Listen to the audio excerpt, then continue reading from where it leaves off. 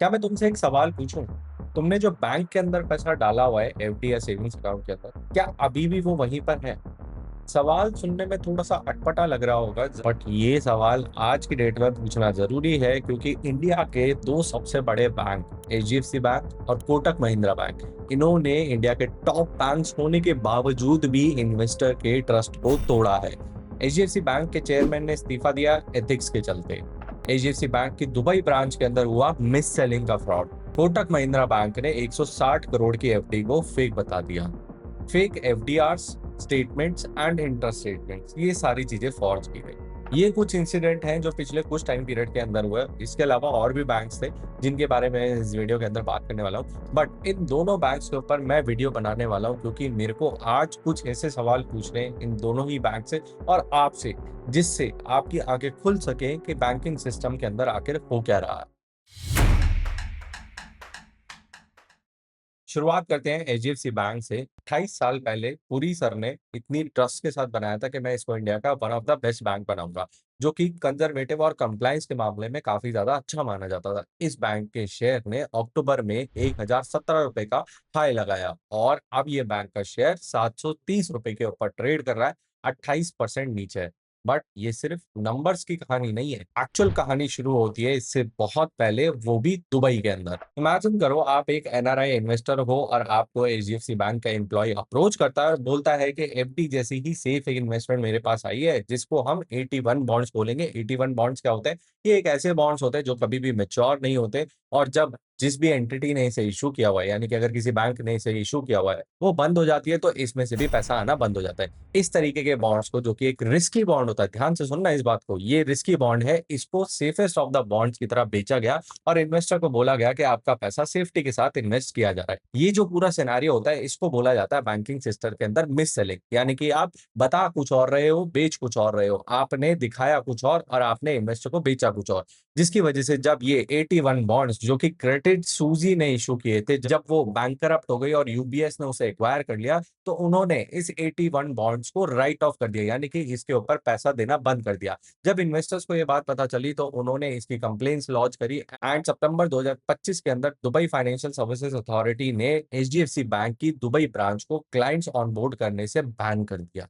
हाँ, ये बात आप सुन रहे हो एचडीएफसी बैंक के बारे में। इसी रीजन की वजह से बैंक के 3 सीनियर एम्प्लॉइज को जनवरी 2026 के अंदर फायर कर दिया गया। इसमें सबसे बड़ा जो नाम निकल के आया वो ग्रुप ब्रांचिंग हेड का निकल के आया। अब ये जो 3 सीनियर एम्प्लॉइज थे, यहाँ पर कहानी थोड़ी सी डामाडोल जरूर चल रही थी, बट सबसे बड़ा फॉल एक दिन के अंदर एचडीएफसी बैंक के अंदर तब आया जब उसके नॉन एग्जीक्यूटिव चेयरमैन अतानु चक्रवर्ती, जो कि 1985 बैच के आईएएस रह चुके हैं, उन्होंने इस बैंक से इस्तीफा दे दिया और बोला कि यहाँ पर कुछ एथिकल गड़बड़ियां चल रही हैं जो मेरे साथ अलाइन नहीं होती है। इस रीजन की वजह से इस बैंक के अंदर एक दिन में 8% का फॉल आया और इसने अपना 52 वीक लो लगाया। उसके बाद भी ये बैंक कंटिन्यूअसली गिर रहा है। अब ऐसा हो जाने के बाद काफी सारी ब्रोकर लिस्ट ने इसको अपनी बाय लिस्ट से या तो ड्रॉप कर दिया या फिर कुछ ने अभी, जैसे कि एमके ग्लोबल है, उन्होंने अभी भी इसके ऊपर बाय रेटिंग को होल्ड किया।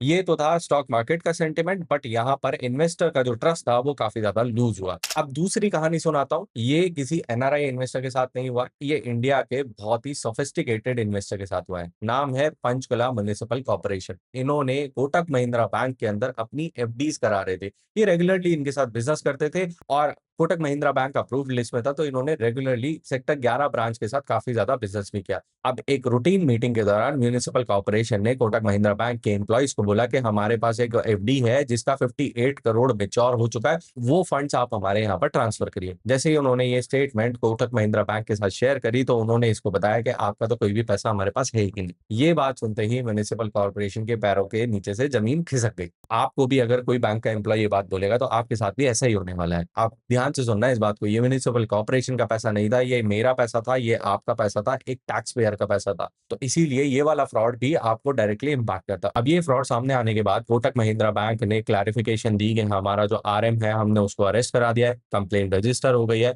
बट पंचकुला म्युनिसिपल कॉर्पोरेशन का कहना है कि इस बैंक को डी इम्पैनल करो, यानी कि इस बैंक से हम अब कोई रिलेशनशिप नहीं रखना चाहते। एंड ऐसा सिर्फ चंडीगढ़ और हरियाणा में कोटक महिंद्रा बैंक के साथ ही नहीं हुआ, बल्कि आईडीएफसी फर्स्ट बैंक के अंदर भी 590 करोड़ का फ्रॉड निकल के आया था, जहां पर इसी तरीके की इरेगुलरिटीज डेबिट मेमोज के अंदर देखी गई थी, जिसके अंदर अगेन दोबारा से पैसों का काफी ज्यादा धांधली दिखा था। अब ये कोई सिंपल आइसोलेशन में स्टैंड अलोन इवेंट नहीं है, यहाँ पर क्लियरली सिस्टम की खामियां दिखती हैं और खामियों के साथ काफी ज्यादा इरेगुलरिटीज का फायदा उठाया जाते हुए बैंकिंग एम्प्लॉयज के द्वारा देखा जा रहा है।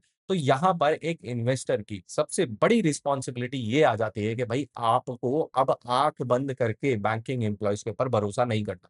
वो जनरेशन गई जहां पर हमारे पेरेंट्स जब भी इन्वेस्टमेंट करके आते थे किसी बैंकिंग एम्प्लॉय के कहने पे आंख बंद करके साइन कर देते थे, या फिर बैंकिंग एम्प्लॉय घर पे आया, बहुत सारे डॉक्यूमेंट लेकर आया और उसके ऊपर आप साइन करते चले गए बिना पढ़े।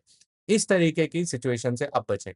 अब वो टाइम नहीं रहा है, आपको खुद बैठ के रीड करना चाहिए कि आप किस पेपर पे साइन कर रहे हो, नंबर 1। नंबर 2, यहाँ पर आपको कोई भी इन्वेस्टमेंट बताई जा रही है, कोई एफडी बताया जा रहा है, आपको खुद बैठ के उसको स्टडी करना है और क्रॉस वेरीफाई करना है एक ओपन सोर्स से।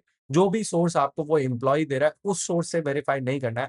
आपको इंटरनेट पे जाके, एआई से जाके, या फिर डायरेक्टली बैंक के कस्टमर केयर पे कॉल करके उन सारी चीजों को वेरीफाई करना है, जिसके ऊपर आप अपनी मेहनत की कमाई का पैसा लगाने वाले हो।